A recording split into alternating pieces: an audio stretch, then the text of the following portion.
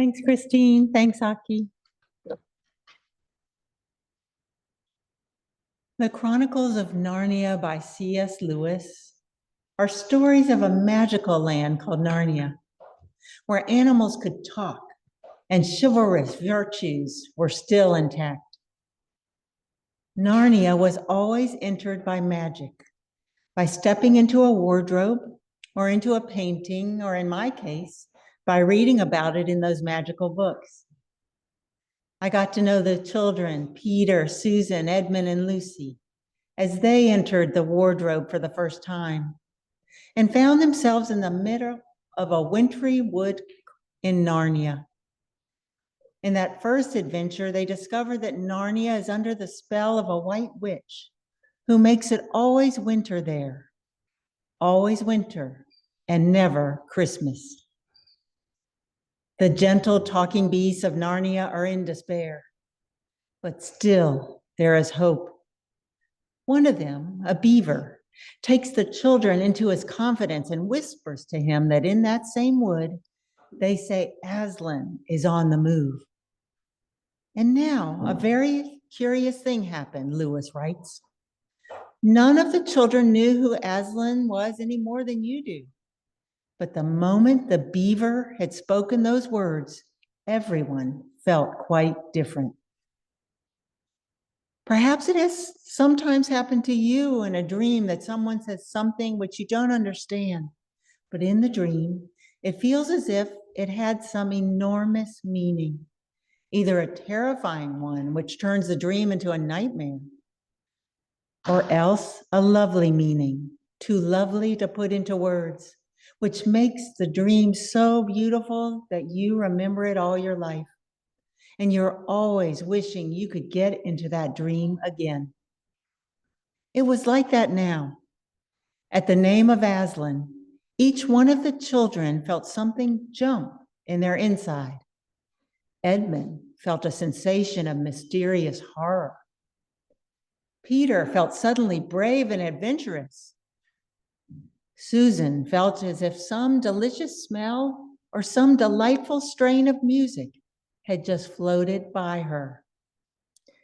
And Lucy got the feeling you have when you wake up in the morning and realize that it is the beginning of the holidays or the beginning of summer. Later, when the children have had their supper, the beaver tells them that although their troubles are serious, things will be better now that Aslan is on the move. Oh yes, tell us about Aslan, they say. And the beaver tells them that Aslan is the king, the lord of the whole wood, that he hasn't been in Narnia for generations, but now that he is here, he will put everything right, as it says in the old rhyme. Wrong will be right when Aslan comes in sight. At the sound of his roar, sorrows will be no more. When he bares his teeth, winter meets its death. When he shakes his mane, we shall have spring again. For Aslan, in this and all the Narnia books, is not a man, but a lion. A great lion who is both fierce and gentle, stern and loving, serious and playful. He is the king of the wood and the son of the great emperor beyond the sea. He is on the move, and all Narnia trembles with the implications. Well, it's not hard to see that when C.S. Lewis, who was a devout Christian, wrote that description of Aslan, he was thinking about Jesus. And it isn't hard to see in our gospel reading for today a Jesus who is also on the move. Listen now to the Gospel of John, chapter 13. Children, I am with you for only a short time longer, Jesus said. You are going to look high and low for me. But just as I told the Jews, I'm telling you, where I go, you are not able to come. Let me give you a new command. Love one another. In the same way I loved you, love one another. This is how everyone will recognize that you are my disciples, when they see the love you have for each other. Before we go any further, we might want to pause here and remember how Jesus got to this point in the gospel. He was preaching and teaching and healing and staying one step ahead of the religious authorities who wanted to silence him. I picture Jesus constantly looking back over his shoulder, hoping not to get caught. He was on the move, staying just out of the reach of the authorities. He slipped away from them in Capernaum, Cana, and Nazareth. Eventually, he traveled as far north as Caesarea Philippi. And it was there, when he stopped to catch his breath, that he asked the question, "Who do the people say that I am?" The disciples told him what others were saying about him, but when he asked what they thought, Peter said, "You're God's anointed one, the Messiah." That's when Jesus stopped and turned around and set his face toward Jerusalem, as if that word from Peter was all he'd been waiting for. As if this whole preaching and teaching and healing tour had been for that purpose, to show his disciples who he really was. He told them to keep quiet about it, and then he said, "You know what's going to happen, don't you? The chief priests and elders and scribes would sooner kill me than let me be their Messiah. And they will. But that won't be the end of it. And that won't be the end of me." And with that, he started off down the road toward Jerusalem. The disciples looked at each other for a minute and then fell in behind him. For a while, nobody said anything. And then Jesus asked, "Do you know what you're getting yourselves into? If you want to follow me, you're going to have to deny yourselves. In fact, if you try to save your life, you'll end up losing it anyway. If you give it up willingly for my sake, you'll save it." That's the paradox of the gospel, that life is like love. Keep it to yourself and it will dry up and disappear. Give it away and it will come back to you in buckets. But it's a strange invitation, isn't it? Jesus asked his followers to deny themselves and take up their crosses and follow him to certain death, all the while insisting that the only life worth living is the life they will find at the end of that road. Did they go? Apparently so. Would you? Well, that's the question. In the Christian church calendar after Jesus is born, there's a season of Epiphany, which is a long arc outward, leading away from Jerusalem. And then there's a season of Lent, a long arc inward, leading back to the place where Jesus will die. That's a journey that leads to weeping and repentance and death, and then new life, resurrection life at Easter. And then there's Eastertide, which is the season we're in now, the 40 days after Easter, when Jesus met up with his followers and taught them before he returned to God in heaven. When we catch up with Jesus in the Gospels today, he's in Jerusalem for the last time before his death. He's giving what's called the last discourse to his disciples. He tells them, "I'm giving you a fresh command. Have a heart for one another out of my heart for you. Here's the way everyone out there will know that you've been my disciples, the way you have a heart for one another." And that kind of love is to be empowered by the way Jesus will show his love for his disciples by dying and then rising for them. He's a man on a mission, and his mission will lead to his own death. Jesus is on the move. Like Aslan in the story, he has come to set things right. And while the right thing is hardly ever the easy thing, no one is going to stop him. So the question is not whether Jesus is going to finish his Jerusalem journey, but whether or not we're going with him. It would make sense to say no, it's so dangerous after all. But there's something about him that's so compelling we want to say yes. Is it because we know the journey that begins with Epiphany and continues in Lent ends with Easter? That's how the story C.S. Lewis tells.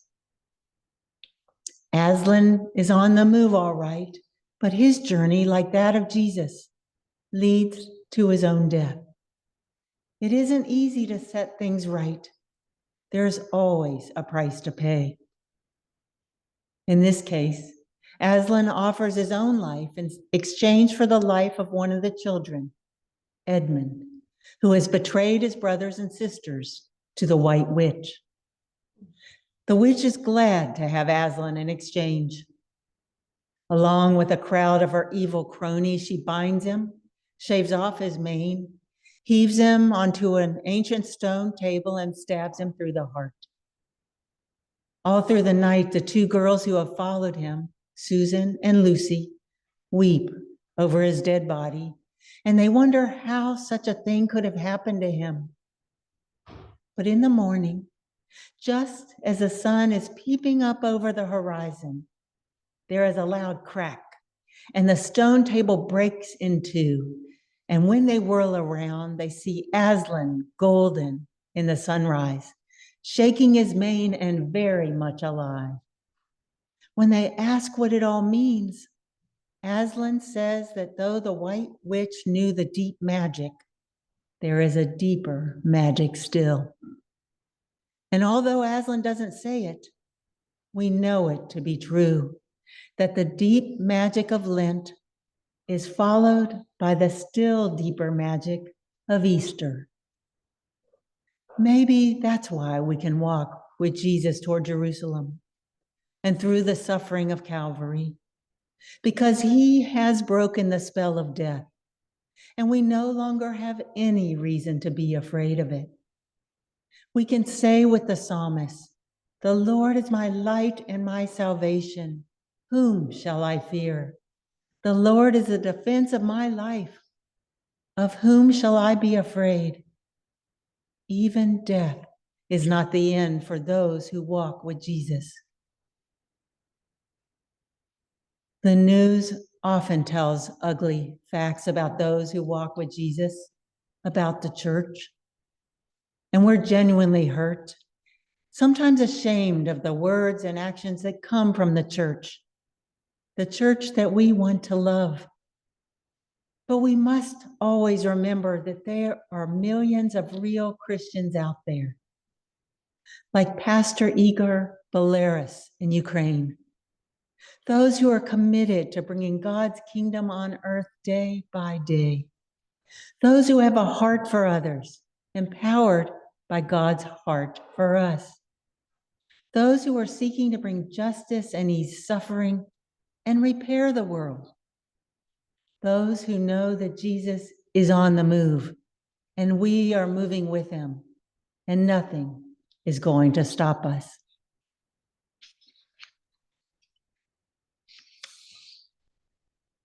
A while back, Dr. Jim Somerville, the longtime pastor of Richmond Baptist Church in Virginia, told his congregation that before he goes to bed at night, he makes coffee, which is to say he gets the coffee maker ready to make coffee first thing in the morning and sets the automatic timer for 4:55 a.m. so that the aroma of brewing coffee will rise to the second floor in his house just before the alarm goes off at 5. Once he's had coffee, he said, he thinks about how it got here. And it occurred to him that somewhere out there's a factory that makes coffee makers. Two things seem clear. If there wasn't a factory to make coffee makers, he probably wouldn't have one. And if coffee makers didn't make coffee, there probably wouldn't be a factory. Where is he going with this, you ask? Stay with me.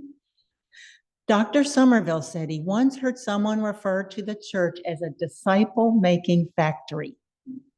Some churches even have that as part of their mission statement. When he arrived in Richmond at First Baptist, their church did. Their mission statement said, First Baptist Church exists to make disciples. And he said he pictured fully formed, fully functioning disciples rolling off an assembly line. Then the question came to him, what does a disciple do? If coffee makers didn't make coffee, the factory would go out of business. So is there a corollary in church life, he wondered? Could it be said, if disciples don't blank, the church will go out of business? And how would you fill in the blank? The answer we give to that makes all the difference. Some people answer it by saying that disciples make disciples, and if they don't, the church will go out of business.